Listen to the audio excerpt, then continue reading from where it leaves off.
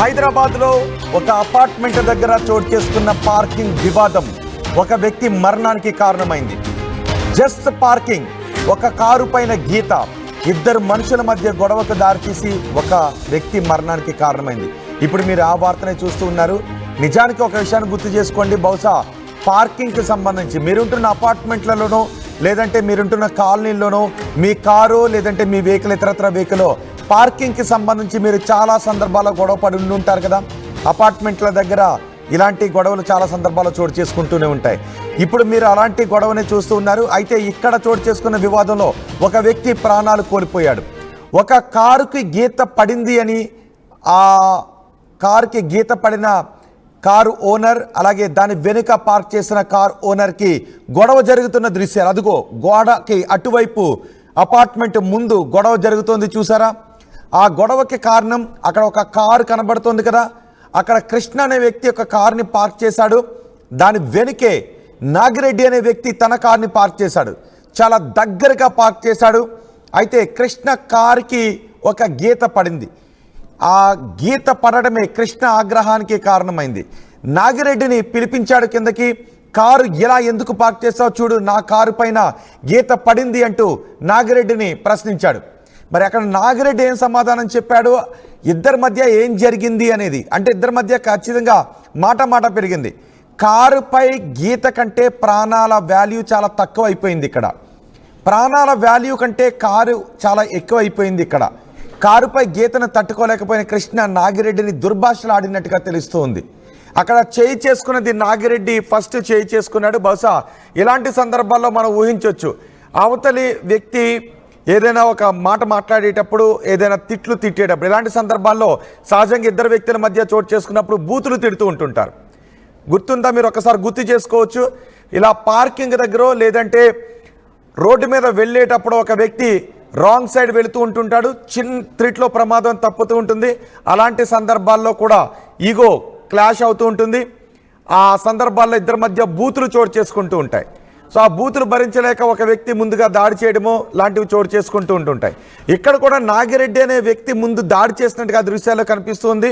దానికి కారణం ఆ కారు గీత పడిన వ్యక్తి నాగిరెడ్డిని తిట్టడం అని అక్కడ తెలుస్తోంది. సో ఇద్దరు కూడా కొట్టుకుంటున్నారు. ఆర్టీవీ స్క్రీన్ పైన చూడండి, ఒకరికొకరు పిడిగుద్దులు గురిపించుకుంటున్నారు, ఒకరికొకరు కాలర్ పట్టుకుని గల్లా పట్టుకుని కొట్టుకుంటూ ఉన్నారు. ఈ గొడవే ఆ నాగిరెడ్డి ప్రాణం పోవటానికి కారణమైంది. మరో వ్యక్తి వస్తున్నారు చూసారు, ఒక పెద్ద ఆయన వస్తున్నారు చూసారా. వాళ్ళు అక్కడికి వెళ్ళి ఇద్దరిని విడతీసే ప్రయత్నం చేశారు. కానీ అప్పటికి ఇద్దరు కూడా పొట్టు కొట్టుకున్నారు. చాలా తీవ్రంగా నాగిరెడ్డికి గాయాలయ్యాయి. దీనికంతటికి కారణం ఒక కారు పైన గీత. అపార్ట్మెంట్లో కేవలం ఒక కారు పైన గీత పడడం ఈ ప్రమాదానికి, ఈ గొడవకు కారణమైంది. ఒక్కసారి మీరు కూడా ఊహించుకోవచ్చు, బహుశా మన జీవితంలో కూడా, మన జీవితంలో నిత్య జీవితంలో ఇలాంటివి ఎక్కడో ఒక చోట జరుగుతూనే ఉంటాయి. మీరుంటున్న అపార్ట్మెంట్ల దగ్గర కావచ్చు, మీరుంటున్న కాలనీలో కావచ్చు, లేదంటే బయటికి వెళ్ళినప్పుడు ఎక్కడైనా రోడ్డు పక్కన కార్ని పార్క్ చేసేటప్పుడు కావచ్చు. బహుశా ఇలాంటి సందర్భాలు ఎదురయ్యే ఉంటాయి కదా. కానీ అలాంటి సందర్భాల్లో ఎక్కడో ఒక చోట సంయమనం పాటిస్తే, ఎవరో ఒకరు కొంచెం అక్కడ ఆవేశాన్ని అదుపు చేసుకుంటే ఇలాంటి విపత్కర పరిస్థితులు తలెత్తే అవకాశం ఉండదు, ఇలాంటి నేరాలు జరిగే అవకాశం ఉండదు. బహుశా ఇప్పుడు కృష్ణ జైలుకి వెళ్ళే అవకాశం ఉంటుంది. 10 సంవత్సరాలు కృష్ణ జైల్లో ఉండాల్సి రావచ్చు. కృష్ణపై కల్పబుల్ హోమిసైడ్ బిఎన్ఎస్లో సెక్షన్ 105 కింద కేసు పెట్టారు. ప్రస్తుతం కృష్ణ పరారీలో ఉన్నట్టుగా తెలుస్తోంది. అపార్ట్మెంట్లలో చాలా తరచుగా ఇలాంటి గొడవలు జరుగుతూ ఉంటుంటాయి. కానీ విచక్షణ కోల్పోయి అలాంటి సందర్భాల్లో గొడవలకు దిగుతూ ఉంటారు. అక్కడ నాగిరెడ్డి కొంచెం మధ్య వయసు దాటిన వ్యక్తిలా మనకి కనిపిస్తూ ఉన్నాడు. ఆ కృష్ణ కొంచెం యువకుడిలా కనిపిస్తూ ఉన్నాడు. సో అతనైనా సంయమనం పాటించాల్సింది. కారు పైన గీత పడితే ఎదుటి వ్యక్తిని ప్రాణాలు తీసేస్తామా? నిజానికి రోడ్లపైన కూడా మనకి ఇలా కనిపిస్తూ ఉంటుంటాయి. ఎదురుగా ఒక వ్యక్తి వెళుతూ ఉంటాడు, సడన్గా బ్రేక్ వేస్తాడు. వెనుకున్నటువంటి కారులో ఉన్న వ్యక్తో లేదంటే వెహికల్ పై ఉన్న వ్యక్తో ఎదుటి వ్యక్తిని వెళ్ళి గుద్దుతాడు. దాంతో ఎదుటి కారులో ఉన్న వ్యక్తి దిగొచ్చి రావటమే బూతులతో దిగుతాడు. ఆ తర్వాత వెనుక కారులో ఉన్న వ్యక్తి నువ్వు సడన్ బ్రేక్ వేసావు అంటాడు. ఇద్దరి మధ్య గొడవ చోటు చేసుకుంటుంది. అలాంటి సందర్భాల్లో కొట్టుకున్న దృశ్యాలు మనకి రోడ్లపైన కనిపిస్తాయి. అలా కొట్టుకున్న సందర్భాల్లో ప్రాణాలు పోయిన ఘటనలు కూడా మనకి రోడ్లపైన కనిపిస్తాయి. దీనికంతటికీ కారణం ఈగో. చిన్నగా కొంచెం శాంతిగా లేకపోవడం. కానీ అపార్ట్మెంట్లలో నిత్యం మనకు తెలిసిన వాళ్ళో లేదంటే మనమో ఏదో ఒక సందర్భంలో ఇలాంటి ఆ గొడవను మనం అనుభవించే ఉండుంటాం, ఎక్స్పీరియన్స్ చేసే ఉండుంటాం. మీరు ఎవరైనా ఇలాంటి గొడవను చూసారా? ఇలాంటి గొడవకు మీరు ఎప్పుడైనా ఎక్కడైనా మీ పక్కింటి వాళ్ళు, మీ ఎదురింటి ఫ్లాట్లో ఉన్న వాళ్ళు, మీకు తెలిసిన వాళ్ళు ఇలా అపార్ట్మెంట్లో ఏదైనా గొడవలు ఉన్నాయా?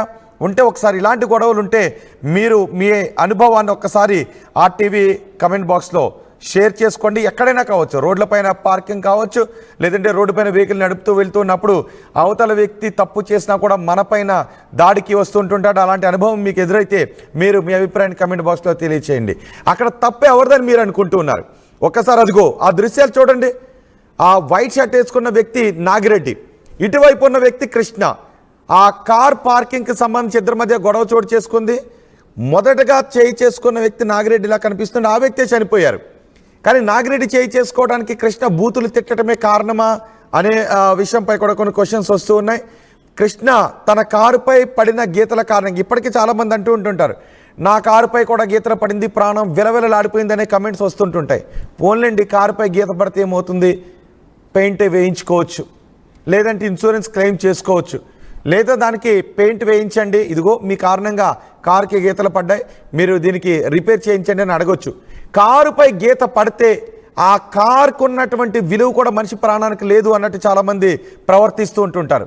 వస్తువులు ఏదైనా పోతే ఆ వస్తువుకున్న విలువ ఎదుట వ్యక్తికి లేదు అన్నట్టుగా చాలామంది ప్రవర్తిస్తూ ఉంటారు. ఇదిగో ఈ వ్యక్తే కృష్ణ, భార్యతో కలిసి అక్కడ కనిపిస్తున్న ఆ వ్యక్తి నాగిరెడ్డి. ఆ అపార్ట్మెంట్లో ఉన్న మిగిలిన వ్యక్తులు కూడా చెప్తున్నారు నాగిరెడ్డి చాలా మంచి వ్యక్తి, ఎవరితోనూ గొడవ పడే రకం కాదు అని.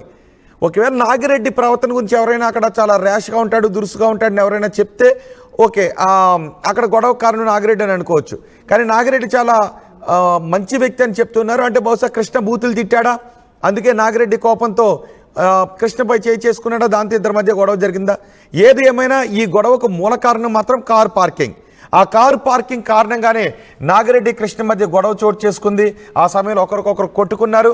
దీంతో ఆ కృష్ణ కొట్టిన దెబ్బల తాకిడికి నాగిరెడ్డికి ముక్కు చెవుల్లోంచి రక్తాలు వచ్చాయి. అతని షర్ట్ అంతా కూడా రక్తమైంది. ఆ తర్వాత నాగిరెడ్డి ఒక్కసారిగా కుప్పకూలిపోయాడు.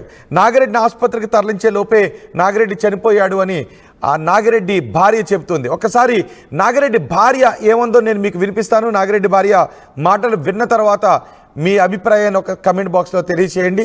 అక్కడ జరుగుతున్న గొడవ దృశ్యాలు కూడా మీరు చూడండి ఒకసారి. ఆ దృశ్యాలు చూస్తే మీకేమనిపిస్తుంది? ఇదంతా ఒక కార్ పార్కింగ్, కారుపై పడిన ఒక గీత ఈ వివాదానికి కారణమై వ్యక్తి మరణానికి దారితీసిందనే విషయం వింటూ ఉంటే మీకేమనిపిస్తుందో మీ అభిప్రాయం కమెంట్ బాక్స్లో తెలియచేయండి. ఒకసారి నాగిరెడ్డి భార్య ఏం మాట్లాడారో విందాం. నాగిరెడ్డి గారు రోజు daily 4:30 to 5:30 in between tea తాగడానికి ఇంటికి వస్తారండి. అదేవిధంగా ఆ రోజు మా ఇంటికి వచ్చారు. ఇంట్లో వైఫై కనెక్షన్ ఇవ్వడానికి ఇద్దరు కేబుల్ ఎయిర్టెల్ వాళ్ళు బాయ్స్ వచ్చి ఉన్నారు. ఇంట్లో వర్క్ చేస్తున్నారు.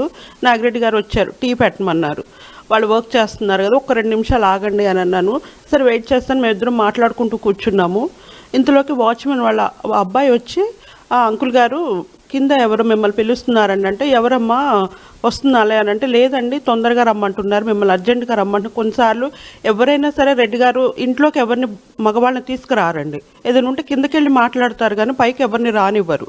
ఎందుకంటే నేను ఒక్కదాన్ని ఉంటాను ఇంట్లో, సో సెక్యూర్గా ఆలోచిస్తారు ఆయన. సో తను సరే అబ్బాయి అన్నాడు తొందరగా రమ్మంటున్నారండి అంటే, సరే వస్తున్నాలే నువ్వు టీ పెట్టు అని చెప్పి ఆ బాయ్స్ ఇద్దరికి కూడా, మా మేడం టీ బాగా పెడతారు, మీరిద్దరు కూడా ఉండండి, నేను వచ్చేస్తున్నా, అందరం కలిసి టీ తాగుదాము అని చెప్పి ఆయన కిందకి వెళ్ళారండి. వెళ్ళిన తర్వాత నేను టీ పెట్టడం కిచెన్లోకి వెళ్ళాను. జస్ట్ ఆయన లిఫ్ట్లో అలా వెళ్ళారు. పిల్లలిద్దరు పని చేస్తున్నారు, లెఫ్ట్ ఓవర్స్ ఏవో ఉంటే ఇంకా లాస్ట్ ఫైనల్ టచ్ చేస్తున్నారు వాళ్ళిద్దరు.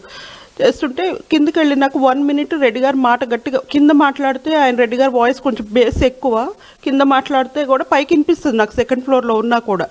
1 minute మాట్లాడిన తర్వాత పెద్ద శబ్దం అయ్యింది.